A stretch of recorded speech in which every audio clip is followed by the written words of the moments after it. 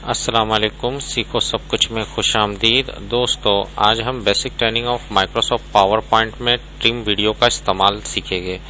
ये पार्ट 11 है। आइए जानते हैं कि इसको किस तरह यूज़ किया जा सकता है माइक्रोसॉफ्ट पावर पॉइंट में।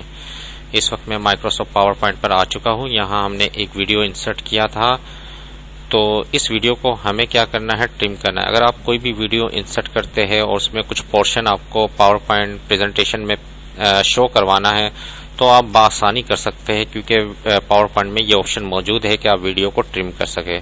सिर्फ आप वीडियो को सिलेक्ट कर ले और प्लेबैक पर आ जाइए। वीडियो टूल में प्लेबैक का ऑप्शन है और यहाँ आपको ऑप्शन मिल जाएगा ट्रिम वीडियो का।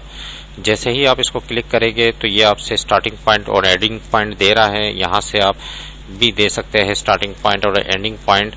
तो यहाँ से आप इसको ड्रैग करके ले आइए, जो पोर्शन आप जहाँ से स्टार्ट करना है और जहाँ तक आपको चाहिए वहां तक आप सिलेक्ट कर लीजिए।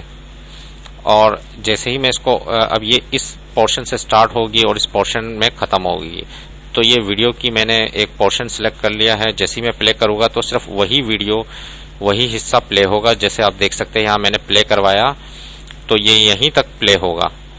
तो इसको मैं अगर ओके करा देता हूं तो ये पावर पॉइंट की प्रेजेंटेशन में भी उतना ही वीडियो का हिस्सा जो है वो उठकर आ जाएगा। अब आप इसको प्ले करवा कर देख सकते हैं। जैसे ही मैं प्ले करूंगा प्रेजेंटेशन के दौरान तो इस तरीके से प्ले होगी।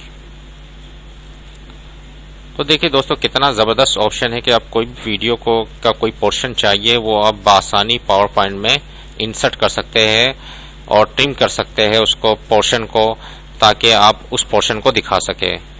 उम्मीद है कि वीडियो आपको बहुत पसंद आई होगी। लाइक और सब्सक्राइब करना मत भूलिएगा। दोस्तों, आप मेरे चैनल को सब्सक्राइब जरूर कीजिए ताकि कोई भी नई वीडियो आए तो उसका नोटिफिकेशन आपको मिल जाए।